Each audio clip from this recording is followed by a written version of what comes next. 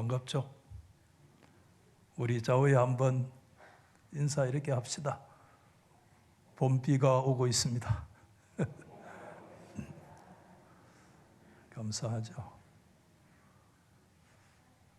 이 봄비와 함께 산불도 꺼지고 전쟁의 불도 꺼지고 또 코로나도 다 쓸려가기를 주님의 이름으로 축복합니다. 여러 확진되어 어려움을 겪는 성도들도 여러분이 있어요. 그분들도 하나님께서 만지시고 동일한 은혜 주시기를 예수 이름으로 소망합니다. 우리는 계속해서 광야 교회에 대한 말씀을 하나님이 주시는 말씀으로 믿고 묵상하고 있죠. 광야는 영적으로 아무리 유익하다고 할지라도 하룬들 광야에 머물고 싶은 사람이 있겠습니까? 하지만은 이스라엘 백성들은 하나님께서 광야의 삶을 40년 동안 딱 정해 주신 거예요.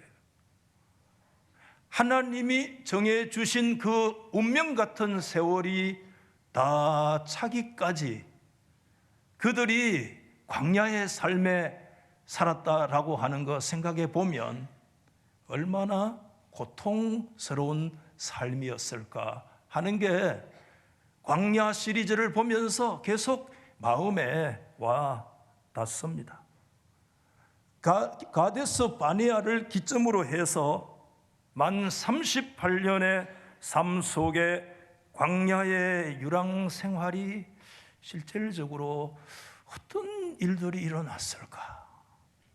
사실 여러분 이 부분에 대해서는 성경이 침묵하고 있다 그렇게 말씀해도 과언이 아닌 것은 왜냐하면 민수기 11장에서 20장 말씀까지 이 짧은 기록이 광야 38년 동안에 일어났던 일들의 기록이거든요. 그렇기 때문에 이 짧은 기록 안에 사실상 그 중에 15장 말씀은 하나님께서 다시 주신 율법의 말씀이 길게 되어 있기 때문에 그런 거 저런 거 빼고 나면 38년 동안에 광야에서 있었던 일들이 거의 침묵 상황 속에 놓여 있고 짧은 기록인데 그럼에도 여러분 이 짧은 기록을 통해서도 하나님께서 오늘 우리에게 주시는 메시지 자체는 분명하다 그런 생각이 들어요. 왜 그런가 하면 여러분 11장부터 20장까지의 이 짧은 38년의 기록을 딱 들여다보면 그게 뭔 기록으로 되어 있느냐 하면 광야에서 원망하는 이스라엘의 모습만 기록되어 있거든요. 우리가 충분히 이해가 되죠.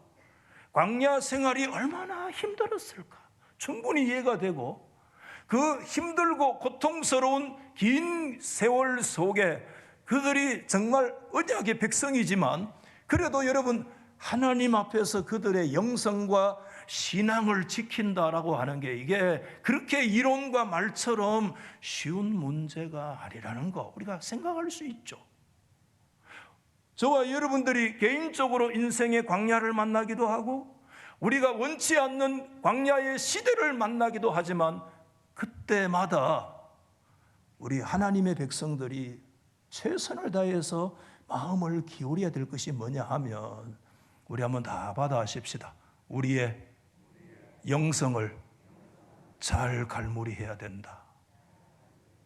아멘이세요?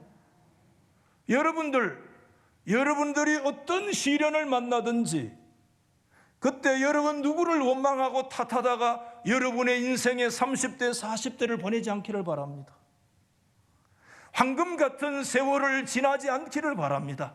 여러분 그 광야 삶 속에 애를 쓰십시다. 하나님 앞에 우리의 믿음과 영적인 상태를 잃어버리지 않는 그 역사가 우리 온 교우들 가운데 일어나기를 예수 이름으로 축복합니다. 민수기 11장은 다베라 사건으로 반역의 신호탄이었습니다. 그러다가 12장에 들어가면 지도부의 반란이 일어나죠. 핵심 지도자인 아론과 미리암이 모세가 구서 여자를 취하였습니다. 이것은 지도자가 가지는 굉장히 윤리적인 치명적인 약점을 노출한 거죠. 지도자가 모든 사람들이 손가락질 만한 그런 윤리적인 약점을 받으면 되겠습니까? 그 약점이 생길 때 여러분 아론과 여러분 그 미리암이 모세를 향해서 도전하는 역사가 있었고, 우리가 지난주에 13년과 14장의 말씀은 여러분 가나안 정탐의 사건과 보고의 역사는 40년 광야 생활 속에 하나님 앞에 가장 치명적인 배교의 사건이었다 말씀을 드렸고, 15장에 들어오면 하나님이 다시 말씀을 주시거든요. 이스라엘이 그 말씀을 받는 듯하고, 그래서 잠시 그 반란의 역사가 좀 쉬어가는 듯 했는데 아니나 다를까 오늘 16장 말씀에 들어오면 우리가 기억하고 싶지 않는 광야에 고라를 중심으로 하는 대반역의 사건이 터져 나오는 그런 말씀을 우리가 보게 되죠. 여러분 한번 생각을 해보세요. 광야 생활 38년 가운데서 그 유명한 고라의 반역 사건은 어디에서 이 일이 일어났을까? 우리가 생각해 보면 저에게 묻는다고 해도 정확한 지점을 제가 말씀을 드릴 수가 없을 것 같아요.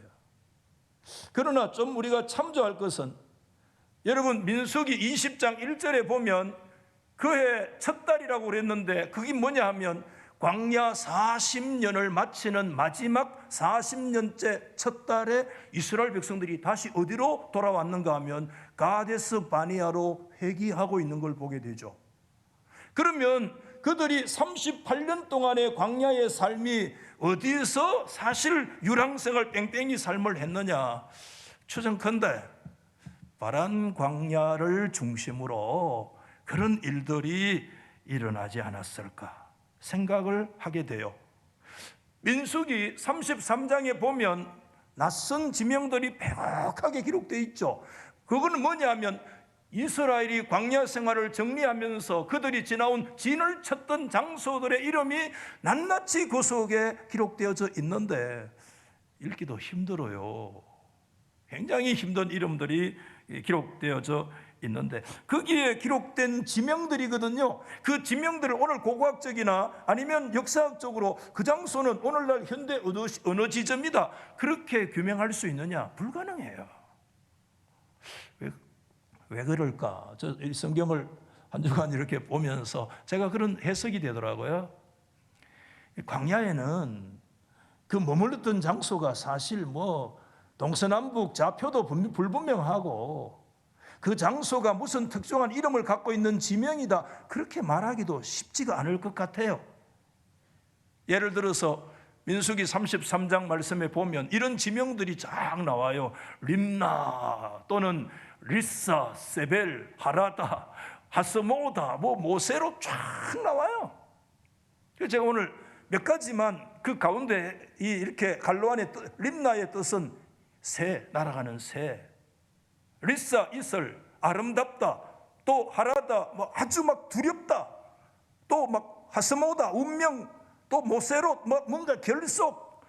저는 그렇게 오늘 이걸 해석하고 싶어요. 뭐냐면 어느 특정한 지역이라기보다는 굉장히 추상적인 이름 같아요. 이스라엘 백성들 광야에 빙빙 돌다가 어느 날 정말 죽을 지경인데 저 흰새, 철새 때가 지나가니까 그 지점이 뭐냐? 림나 이렇게 이름 붙였을 것 같아요.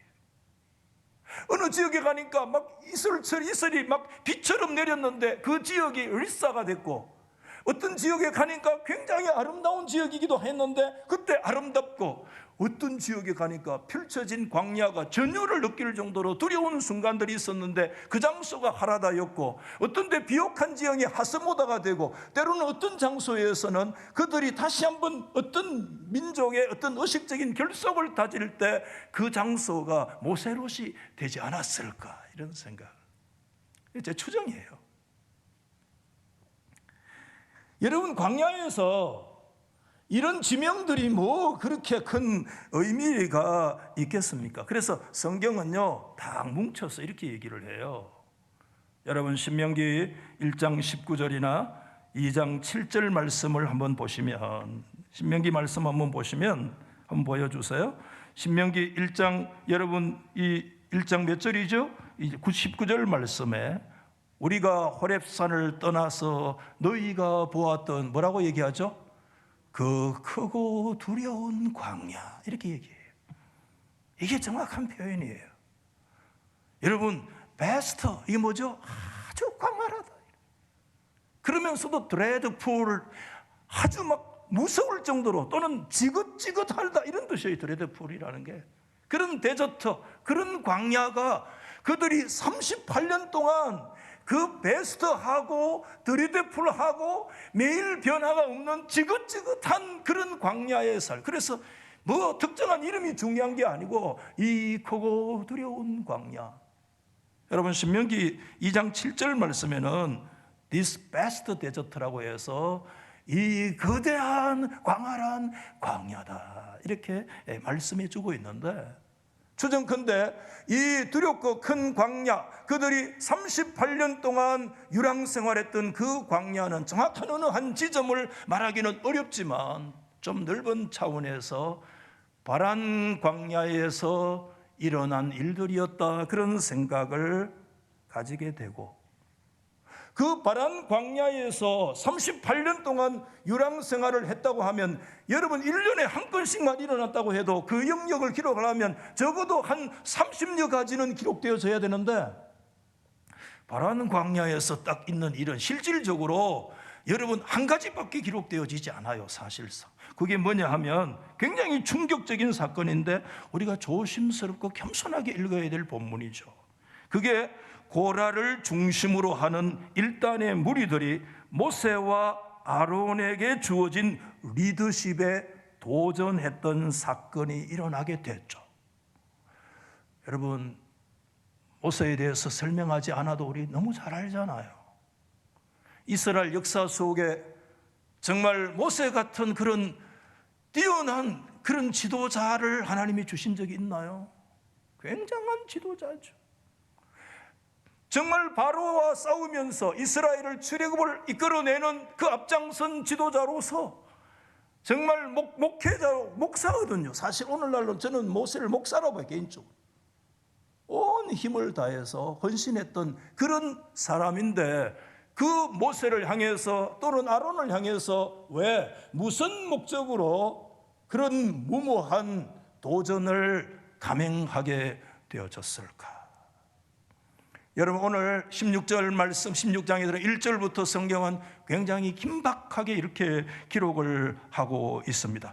레위의 정손 고핫의 손자 이스라엘의 아들 고라와, 고라를 먼저 얘기하면서 고라는 그 반역의 주동 중의 주동자를 먼저 언급을 해요. 그리고 뿐만 아닙니다. 르우벤 자손의 일단이 동료했는데 엘리압의 아들 다단과 아비람과 벨렛의 아들 온이, 정확히 누군지 모르겠어요. 이 사람이 르우벤 지파 소속인지 아니면 딴 지파 소속인지는 문맥상 여러 차례 살펴봐도 잘 모르겠더라고요. 어쨌든 이런 사람들이 일단의 반역의 역사가 일어나게 됐는데, 직접적인 반역의 계기가 무엇인지, 아마 아비람과 다단 같은 경우에는 제사장 직분을 구하느냐, 그들을 향해서 모세의 책망을 보면 그런 일들과 연관되어져 있다는 거 우리가 추정할 수 있지만, 어쨌든 직접적인 이유를 성경이 그대로 밝히고 있지는 않아요. 그래서 오늘 뭐 해석하기보다도 자꾸 성경을 고찰을 해보면, 여러분 고라 자손의 족보들을 한번 보여드리겠습니다. 이 족보를 보면 조금 또 몇 가지를 추정할 수도 있어요. 자, 레위의 조선 가운데 이제 고람만 우리가 생각하는 거예요. 그 아들 네 아들이 있습니다. 왼쪽에 아므람이 있는데 아므람 밑에 아론과 모세가 있어요. 그 다음에 고핫의 아들 이스할의 아들이 오늘 성경에 말하는 고라예요. 헤브론이 있고, 그 다음에 막내 우시엘의 아들 엘리사반이 성경에 이제 언급이 되어지죠. 자, 여러분 이 족보를 좀 놓고 보세요. 자, 고라를 놓고 보면 아론과 모세와 고라는 무슨 지간이죠? 무슨 지간? 좀 말씀해 봐요. 그렇지, 사촌 지간입니다. 사촌이 땅을 싸면 배가 아픈가? 어쨌든 사촌 지간이라. 그래서 사촌 지간이니까 여러분 이 확률상 같아요, 반열이. 그런데 같은 사촌 지간인데 아론과 모세는 그 수프림 리더십을 갖고 있는 거야. 아니 그런데 비해 가지고 고라는 사실상 일개 레위 지파의 그저 한 사람의 사실상 뭐 불과하다 이런 표현이 좀 어떨지 모르겠지만 그런 면에서 굉장히 좀 불만이 있을 만하다. 이 족보를 놓고서 보면. 그 다음에 이 족보에서 또 한 가지 볼 수 있는 게 여러분 성경 말씀에 보면 민수기 3장 30절 중심으로 여러분 이 고핫 종족들 가운데 하나님이 그 종족의 지도자, 지휘관을 선출을 했어요. 그러면 여러분 고핫 종족의 많은 사람들 가운데 하나님께서 어떤 지휘관을 선출하려면 아론과 모세는 이미 수프림 리더십으로 제외한다고 할지라도 출생 순서나 여러분 그걸로 그 보면은 고핫 종족의 제일 지휘관이 누가 돼야 됩니까? 순서상 고라가 되는 게 맞죠. 저만 보면 어떨라 합니까? 맞죠? 고라는. 그런데 누가 되느냐? 막내 우시알의 아들 엘리사반이 고핫 자손 전체의 지휘관으로 선출돼. 기분 나쁘죠. 예. 그러니까 고라는 위로 치고 뭐죠?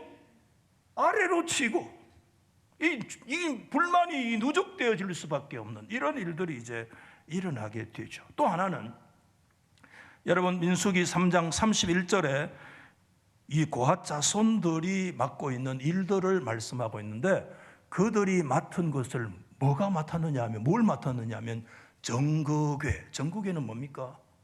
다른 말로 하면 뭐죠? 언약궤입니다. 언약궤는 어디에 위치하고 있습니까? 지성소 안에. 지성소에 아무나 들어갑니까? 못 들어갑니까? 절대 못 들어가요. 누구만 들어가요? 대제사장만. 몇 번 들어가요? 1년에 딱 한 번 그들의 7번째 달인 10일 날 민족 전체가 속죄할 때 그때 제사장이 들어가는데 그것도 어정버정 그래 못 들어가요. 피 들고 벌벌벌 떨면서 방울 달고 뒤에 여기에 줄 메고 들어가요. 왜? 그거 가서 자칫 사심을 품으면 그 현장에서 죽임을 당하면 방울 소리가 떨렁떨렁 나야 아론이 그 안에서 지금 제사 살아있구나 그 신호가 되는데 방울 소리가 안 난다 그러면 죽은 거야. 그러면 그 죽은 신체 끄집어내려고 누가 들어가면 그 사람도 죽는데 그럼 뭐 해야 됩니까? 주 땡겨야 돼요. 그래가지고 여러분 그런데 그 엄청난 언약궤를 들만지는 사람들이 누구냐 하면 고핫 자손에게 하나님께서 그 일을 맡겨주신 거예요. 그러니까 굉장히 신성한 것들을 관리할 수 있는 그런 위치에 서 있는데 아마도 자신들이 맡아 있는 어떤 위치나 기능을 우월하게 여긴 나머지 아니 대제사장만 그 지성소에 들어가냐 말이야. 그 대제사장 아론만 제사장직 하느냐? 우리도 지성소까지 들어가서 성물도 막 마음대로 만지고 하는데 우리는 그러면 대제사장직 하면 안 되느냐 하는 이런 하나의 불만도 있을 수 있겠다. 근데 여러분 하나님은 그렇게 못하고 그랬어요. 민수기 3장 여러분 6절 말씀에 하나님께서 분명하게 구분해 주셨어요. 레위 지파는 나아가 제사장 아론 앞에 서서 그에게 시종하게 하라. 같은 레위 지파라도요 제사장 아론을 섬기는 일에 같이 시종해라. 시종이란 시다바리해라 이런 뜻 아닙니다. 협력해라. 그 일들을 위해서 너희들도 구분되고 선택된 자이기 때문에 그 일들이 결코 작은 일처럼 여겨지느냐? 하나님이 너희를 구분해서 하나님의 성전에 가장 가까이 두게 하셨는데 그 일 자체를 네가 그렇게 미미한 일로 보이느냐? 모세 아론 앞에 너희들이 시종 들어라. 협력해서 살아계신 하나님의 성전 안에 이루어지는 그 예배와 제사가 원활하게 하나님 앞에 드려지도록 해라.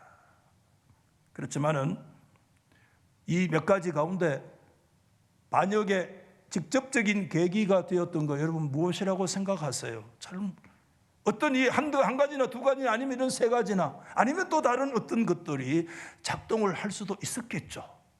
그래서 여러분 굉장히 불순한 동기와 불순한 마음이 불순한 방식으로 분출되는 사건이 여러분 오늘 이 민수기 16장 말씀에 기록되어 있어요. 그런데 고라만 한 게 아니었어요.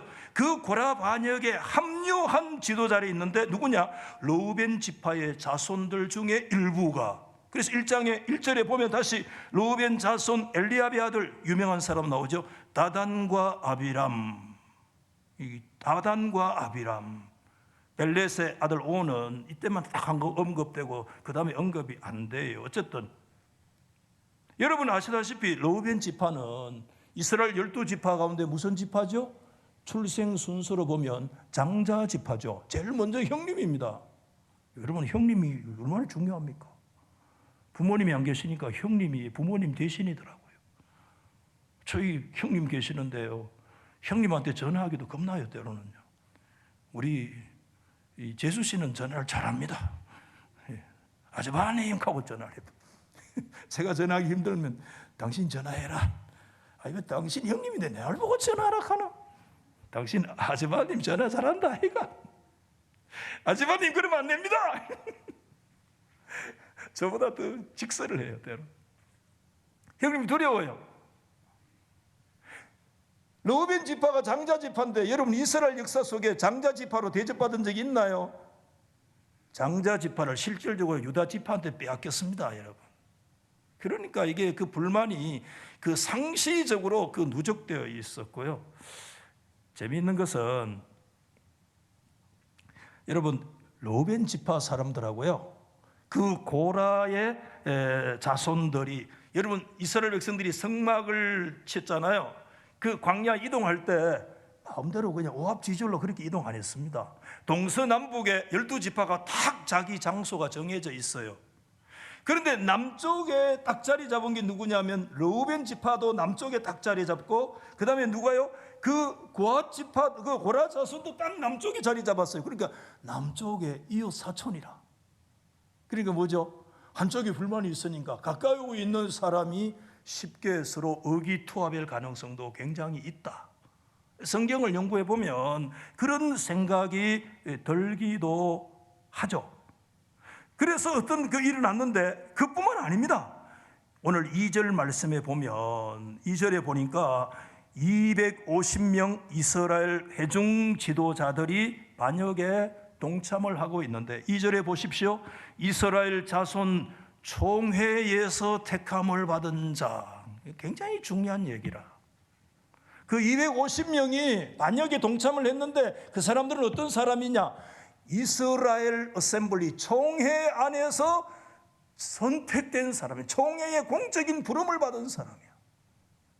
250만 가운데 250명으로 부름을 받았다고 한다면 백성들의 대표요 지도자입니다. 총회에서 부름을 받고 회중 가운데 이름 있는 이름이 다 있죠. 뭐 있을 유자, 이름 명자, 그러면 유명한 사람 아니에요? 우리 다 유명이죠. 이름이 다 있으니까. 그 유명 말고 여기에 이름이 있는 뭐죠? 유명한 지휘자였다. 굉장히 유력한 사람들이에요. 여러분 한번 생각해 보세요. 한 국가가 250명의 지도자가 그 국가 안에 선출된 사람들이, 농명된 사람들이, 리더십을 갖고 있는 사람들이 250명이 합류해가지고 그 반역을 일으켰다. 여러분 결코 쉬운 일이 아닙니다. 이게 엄청난 사건이에요. 여러분 이 사건을 가만히 들여다보면 이거는 그냥 일시적인 것이나 충동적으로 일어난 그런 게 아니에요. 이것은 굉장히 조직적이고 굉장히 아주 계획적인 그런 반란의 역사를 일으켰다. 이렇게 말씀을 드릴 수가 있겠습니다. 왜 그런 일들을 했을까? 여러분 오늘 저는 가능하면 해석하지 않고 오늘 말씀의 이 스토리텔링 중심으로 보려고 하는데요. 그 가능성에 그 주모자인 다단과 아비람이 모세에게 말하는 그런 관점들을 가만히 들여다보면 그 사람들의 관점이 어떠하다는 걸 알 수가 있어요. 오늘 본문 13절 말씀해 보십시오. 이렇게 아비람과 다단이 모세에게 말하는 겁니다. 네가 우리를 적과 꿀이 흐르는 땅에서 이끌어내어 광야에서 죽이려 함이 어찌 작은 일이기에 스스로 오히려 우리 위에 왕이 되려고 하느냐. 여러분, 이 말씀이요 굉장히 중요해요. 이 말씀을 잘 봐야 돼요. 여러분, 적과 꿀이 흐르는 땅을 이 다단과 아비람은 어디를 두고 적과 꿀이 흐르는 땅이라고 얘기하죠? 어디를요? 그렇습니다. 이집트. 그들이 나온 애굽을 일컬어서 뭐라고 얘기합니까? 적과 꿀이 흐르는 땅이라. 굉장히 중요한 얘기입니다. 여러분, 이것은 하나님의 관점과 다단과 아비람의 관점이 정반대로 대척 지점에 서 있다는 걸 가르치고 있어요. 하나님의 관점과 하나님의 방향성은 이스라엘을 이집트의 노예 생활하고 있는 그들을 아브라함께 약속하셨던 약속의 땅인 가나안, 그 적과 꿀이 흐르는 땅으로 하나님께서 이끌어 가시는 것이 하나님의 방향인데, 다단과 아비람의 방향은 정반대를 얘기하죠. 아니야, 우리가 전에 살았던 노예 생활하는 애굽 땅이 뭐냐? 그게 적과 꿀이 흐르는 땅이고, 그곳에 있는 우리들을 끄집어내서 이 광야에서 이 죽음의 땅이라고 얘기를 하는 거예요. 여러분, 오늘 이것은 우리 가운데 뭐를 말씀하고 있습니까? 다단과 아비람의 내적인 관점을 말씀하고 있는 것입니다. 하나님께서 이루어 가시는 하나님의 구속사적 관점에 동참하고 있지 못하다는 거예요. 하나님의 구원의 관점에 동참하지 않고 그 하나님의 구원 역사를 믿음으로 받아들이지 않고 있습니다. 하나님의 나라 예수 그리스도로 우리 가운데 임하여 오는 하나님의 그 킹덤, 하나님의 그 바실레이아가 그리스도 예수 안에서 복음 안에 우리 가운데 주어지는데도 불구하고 하나님의 나라가 임하여 오는 그것을 반대하고 그것을 거부하고 하나님의 구속의 역사를 반대하면 지옥입니다. 그 서울입니다. 이거를 말씀합니다. 저는 지난 주일에 13장과 14장 말씀에서 그 여러분 정탐꾼 사건 굉장히 주일학교 때 굉장히 재미있게 정말 머릿속에 가나안에 들어가면 그렇게 포도송이가 그렇게 장대에 끼고 들고 올 정도의 그런 것이구나, 그 가난한 시절에 굉장히 소망 있게 들여다봤던 그 성경이 사실 광야 40년 가운데 뭐죠? 가장 치명적인 하나님을 향한 배교의 사건이었다고 지난 주일에 제가 말씀을 드렸는데, 그 원점이 그 관점이 뭐냐 하면 하나님께서 주시는 하나님의 구원을 거부하는, 하나님의 존재를 거부하고 하나님의 나라를 거부하고 하나님의 방향성으로 함께 믿음으로 동참하지 아니하고 하나님의 관점으로 함께 거기에 힘쓸어 주지 아니하고 하나님의 관점과는 정대척 지점의 엔티크라이스트, 적그리스도적인 관점, 하나님의 나라가 임하여 오는데 그 하나님의 나라에 내가 동참하지 아니하면, 예수로 인하여 임하여 오는 주의 나라에 내가 동참하지 않으면 지옥이고 죽음입니다. 영원한 사망입니다. 그거는 서울입니다. 오늘 성경은 그걸 우리 가운데 보여주고 있어요. 뿐만 아닙니다. 여러분, 오늘 본문 14절 말씀을 보십시오. 14절에 이뿐 아니라 그다음에 계속 얘기를 하죠. 네가 우리를 적과 꿀이 흐르는 땅으로 인도하여 들이지도 아니하고 밭도 포도원도 우리에게 기업으로 안 주고, 그리고 이렇게 얘기하죠. 네가 이 사람들의 눈을 빼려느냐. 아주 독특한 속담입니다. 이 사람들의 눈을 빼려느냐, 이 말은 오늘날 우리의 관점으로 말씀을 하면 한번 받아해 보실까요? 저를 한번 보세요. 눈 감고 한번 받아해 봐요. 눈 감고, 그 다음에 뭐죠? 눈 감고 그 다음에 아웅하기. 뭐라고요? 눈 감고 아웅, 이런 뜻이래요. 이게 정확한 해석이래요. 그러면 이 말씀이 네가 우리의 눈을 빼려느냐, 네가 눈 감고 아웅하느냐, 이 말은 궁극적으로 뭘 얘기해요? 다단과 아비람이 모세를 향해서, 아론을 향해서 뭐라고 얘기하느냐 하면, 받아합시다, 너는 사기꾼이다, 그런 말이에요. 모세를 향해서 거짓말쟁이, 모세를 향해서 사기꾼. 여러분, 우리가 이 성경 구절을 깊이 들여다봐야 돼요. 그냥 지나갈 수 있는 구절이 아니에요. 이것은 그들의 가치관을 말해요. 그들의 내면의 세계관을 말해요. 그들의 가치가 이스라엘 언약의 무리 속에 들어와 있는 것 같으나 하나님의 나라에 동참하지 않고 하나님의 거룩한 구원의 흐름에 내가 믿음으로 뛰어들지 않고 거룩한 성령의 강과 하나님의 은총의 강이 그리스도 예수 안에서 장강대하처럼 흘러내려가는데 내 자신을 겸손히 쳐서 복종하고 그 은혜의 강물에 주여 하고 나는 죄인이로소이다, 그 강물 속에 뛰어들어가야 되는데 그 강물 속에 뛰어들어가지 않고 나는 안 올라갑니다, 나는 안 올라갑니다, 당신이 아무리 올라가도 안 올라갑니다. 그래, 네가 안 올라가면 그러면 너는 앞으로 내려간다. 내려가는 곳이 서울이었어. 여러분, 올라간다 내려간다는 말이 다 제가 읽지 않았어요. 워낙 오늘 성경의 내용이 많아서. 안 올라갑니다. 안 올라가면 너 내려갈 거다. 어디로? 서울로 내려갈 거다.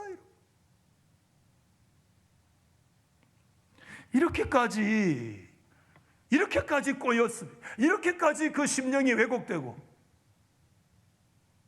이렇게까지 왜곡되어지고. 모세도 여러분 인간이잖아요, 그렇죠?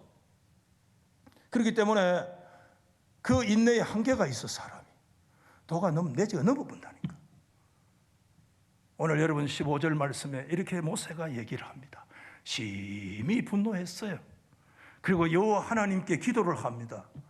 여러분, 오늘 모세의 기도를 들어보세요. 오늘 여러분, 모세가 중보기도의 사람 아닙니까? 하나님, 내 이름을 차라리 빼더라도 이 백성 살려둬야 된다고 눈물로 기도했던 사람 모세 아닙니까? 그런데 그 모세의 입에서 이런 기도가 나와요. 주님, 그들의 허물을 돌아보지 마십시오. 이게 무슨 뜻인 줄 아세요? 하나님, 그들을 향해서 힐끗 돌아보지도 마십시오. 하나님, 어떤 도움도 그들에게 주지 마십시오. 하나님의 눈길을 뭐라고 그랬습니까? 제가 히브리어로 헨이라고 그랬잖아요. 헨. 하나님의 헨이, 여러분 저를 보십시오. 오늘 이 자리가 앉아있는 자리가 앉아있는 것 같지만 하나님의 헨이 저와 여러분들을 주목하고 있는 자리인 줄 믿으시면 아멘.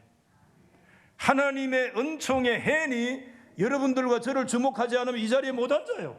찬양대에 못 앉아요. 오늘 설교 못해요. 이 강단에 못 올라와요. 오늘 이 장소가 하나님의 헨이, 하나님의 거룩한 은혜의 눈빛이 저와 여러분과 동행하는 장소인 줄 믿으시면 그게 아멘. 하나님께서 뭐라고 모세하느냐? 하나님, 헨을 거두세요. 힐끗 쳐다보지도 마세요, 저 인간. 여러분, 모세가 이렇게까지 기도할 수 있어요. 지도자의 입에서, 목사의 입에서 이렇게 기도가 나와서 되겠습니까, 여러분? 저주의 기도거든, 사실상. 얼마나 모세의 마음이 상했는가를 알게 돼요. 그리고 모세는 그 다음 구절을 가만히 보면 자기 변명합니다. 왕 된다고 얘기했잖아요. 나는 한 번도 너희들의 나귀 새끼 한 마리도 빼앗은 적이 없고 내가 너희들을 한 사람도 해코지한 적이 없는데 내가 그렇게 할 힘이 없어서 안 했는가? 아니지 않냐. 그렇지만 한 번도 내가 그렇게 악한 일들을, 내가 권력을 가지고 사취하고 사적으로 남용한 적이 없고 내가 법카 사용한 적 없고 내가 그러니까 한 번도 없다. 없다 이거예요. 그러면서 자기 자신을 변호하죠. 너희들의 그 왜곡된 말에 나 동의할 수 없다는 거죠. 여러분, 세세하게 말씀을 다 드릴 수는 없지만 모세는 자신의 사사로운 사적 방식이 아닌 하나님께서 이끌어 가시는 공적 방식으로 그 문제를 해결하려고 합니다. 하나님께서 모세에게 말씀하셨습니다. 아론에게도. 여러분, 250명의 지도자들 모두가, 여러분 저를 보십시오. 뭐를 들고 와라? 향로에 불을 담아서 다 들고 내일 아침에 전부 다 회막문 앞에 250명이 다 모여라. 모세, 아론 너도 향불 들고 오고 250명의 그 지도자들도 향불 다 들고 그렇게 분향해서 회막문 앞에 전부 다 서라. 나단이 굉장히, 아비고라는 굉장히 좋았어. 왜? 그 시간을 통해 가지고 기점으로 그때 회막문에 250명이 다 모였을 때 그때 뭐 하느냐? 쿠데타의 시작점으로 삼으려고 했거든요. 그래서 여러분 오늘 16장 19절에 보면 그런 말씀이 있잖아요. 고라가 온 회중을 회막문에 모아놓고 그 두 사람을 대적하려고 했습니다. 쿠데타가 시작됐습니다. 그러자 위기 순간에 민수기에서 계속 나타난 게 여호와의 영광이, 하나님의 셰키나가 나타났어요. 하나님이 직접 개입을 하신 거예요.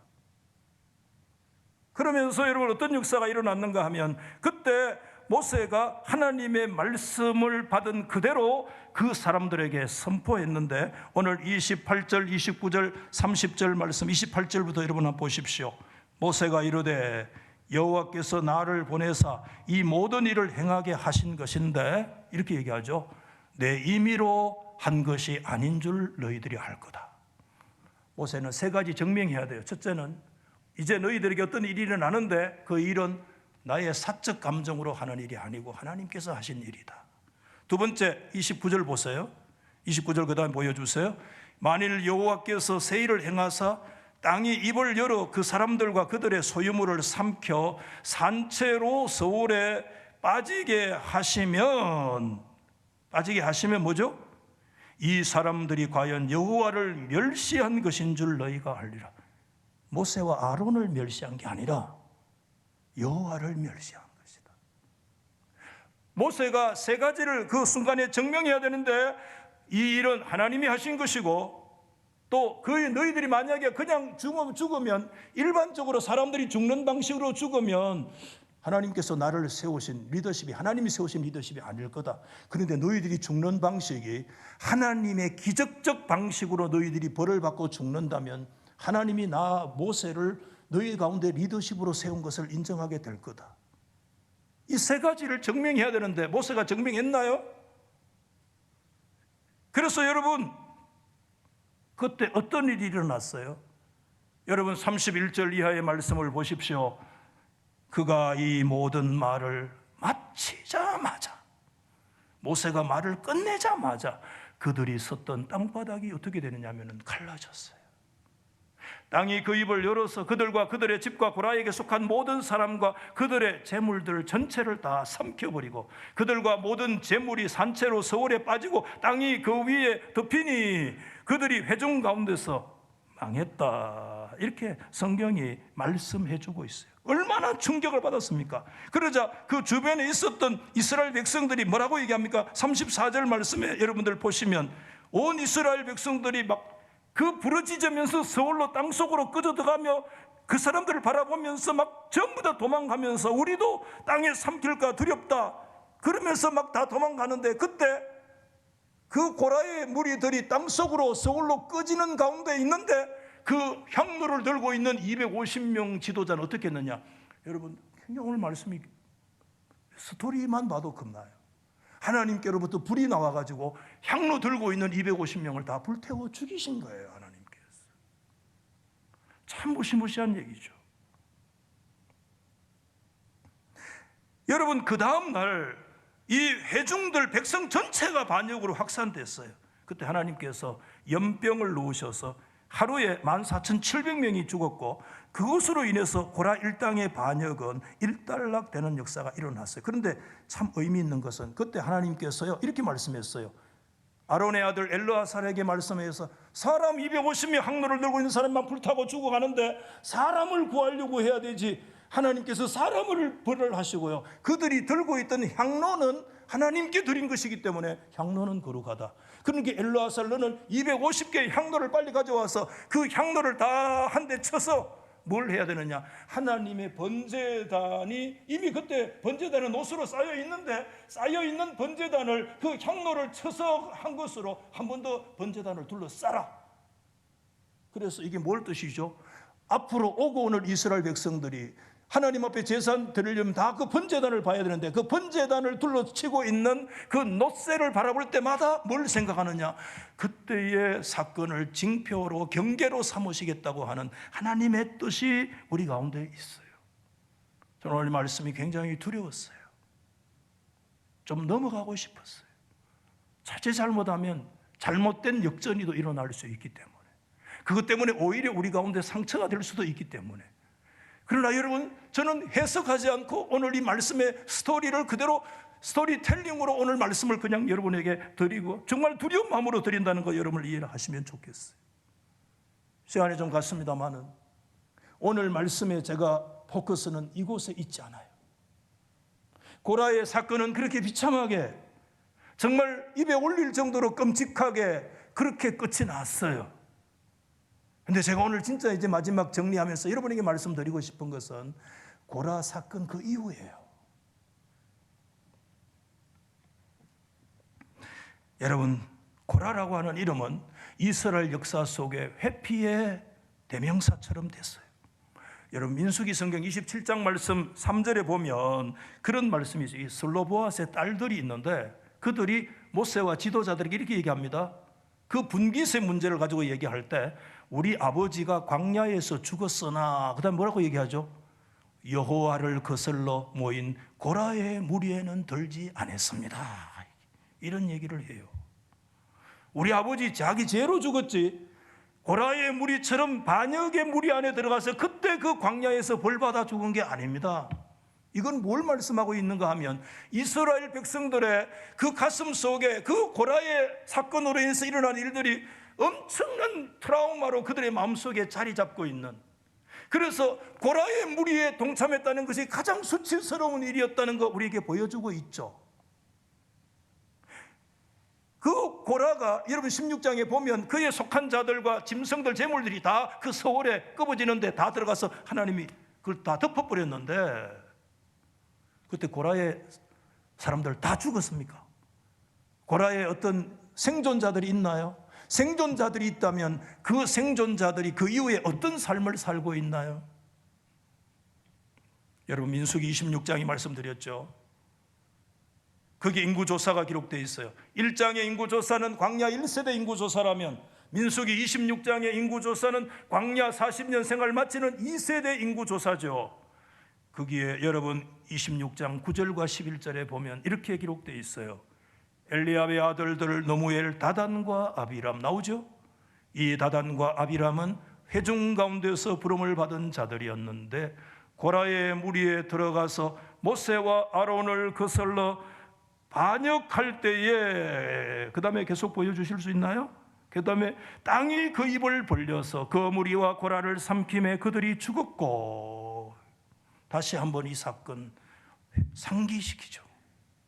그러면서 경계와 징표가 되는 마지막 끝부분에 우리가 다 받아하십시다.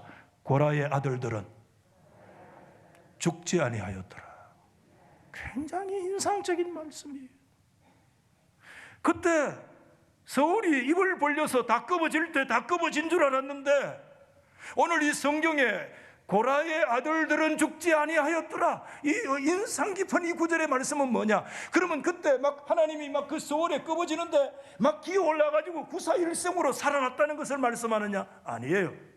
구사일생으로 살아난 사람 없어요. 하나님이 심판하는데 어떻게 살아나요? 이거는 뭘 말씀하느냐? 구사일생으로 살아났다는 말씀이 아니라 그들은 아버지의 반역에 동참하지 않았다는 뜻이에요. 굉장히 어려운 일이겠죠. 가문이 들썩들썩하고 아버지가 일어나가지고 그 반역을 도모하고 있는데 그 아들들이 그 반역에 동참하지 않는다? 여러분, 이거 결코 쉬운 일이 아니에요.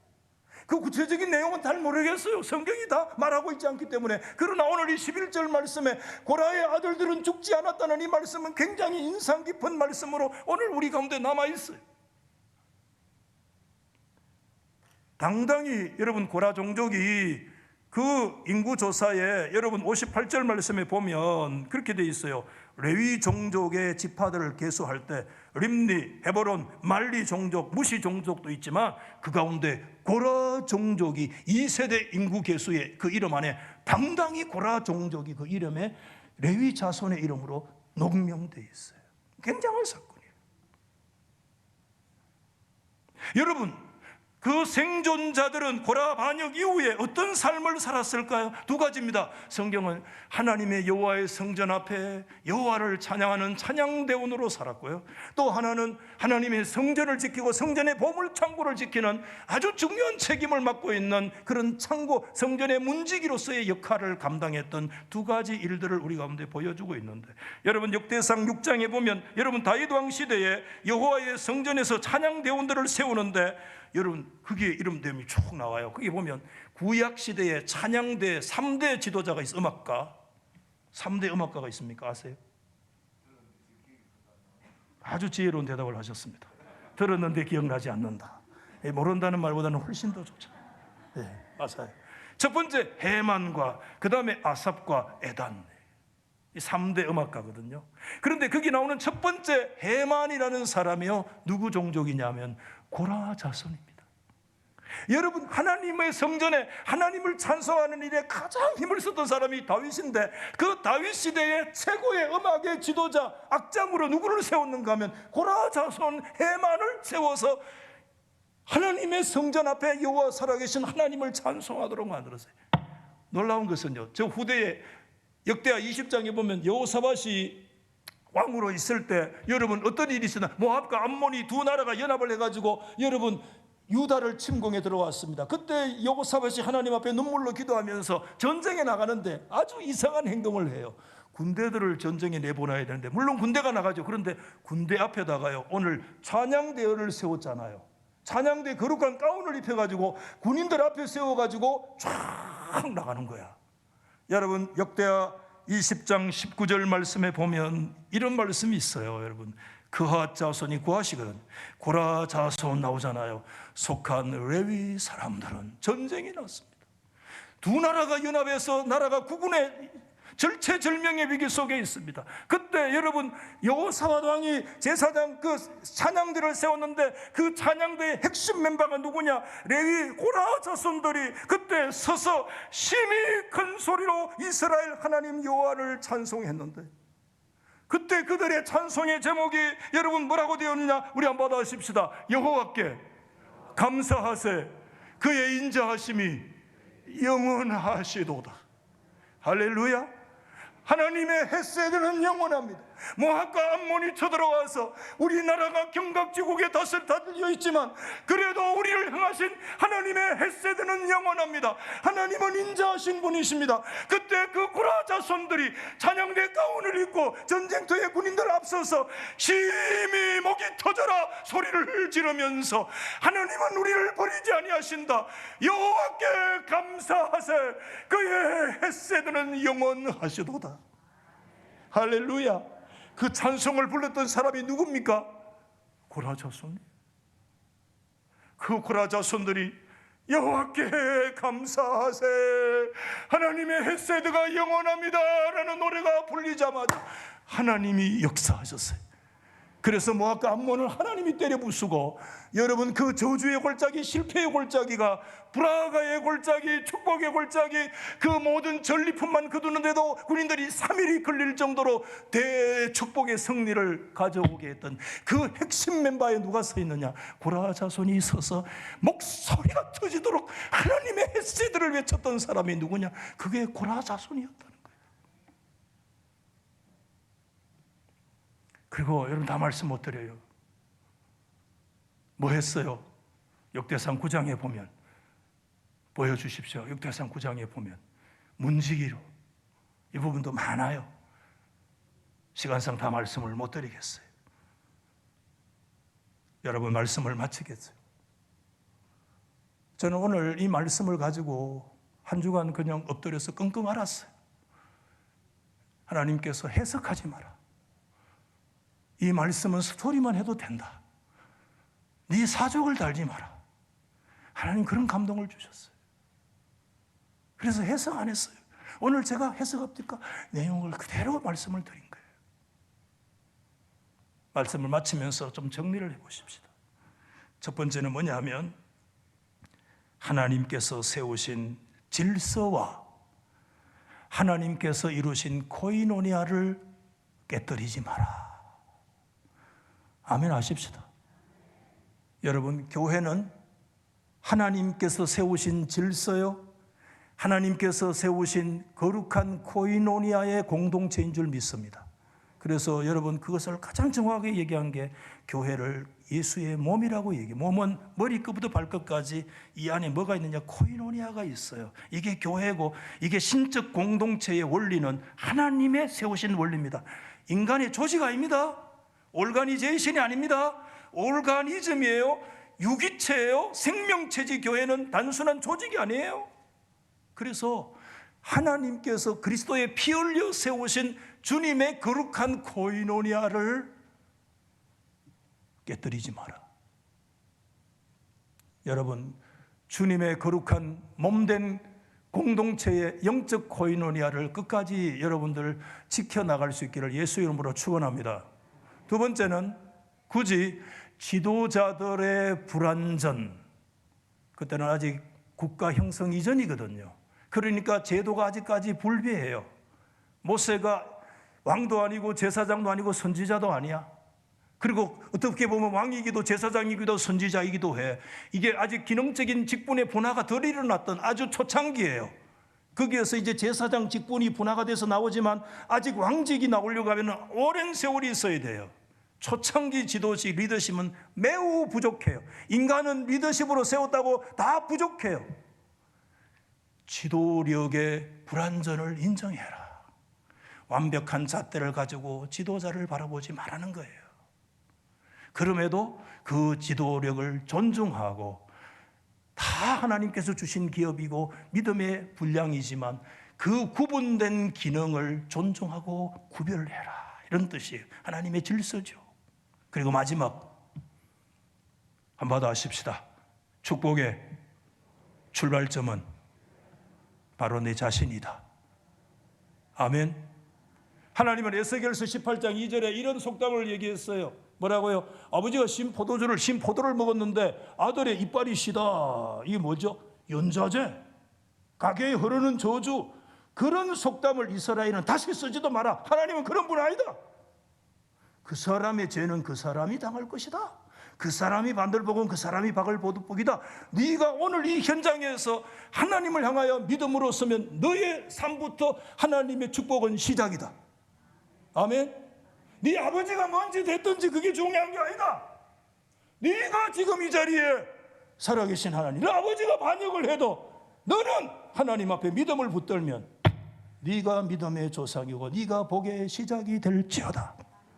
그 말씀을 주시고 있는 거예요. 그 말고도 얼마든지 많은 적용이 있겠어요. 그래서 제가 궁극적으로 해석을 하고 싶지가 않았어요. 오늘 이 말씀이 저와 여러분에게 깊이 광야교회에 다시 한번 새겨지는 그런 은혜 있기를 예수 이름으로 축복합니다. 제가 바로 기도하겠습니다. 헌금을 보내주시면 좋겠습니다. 예,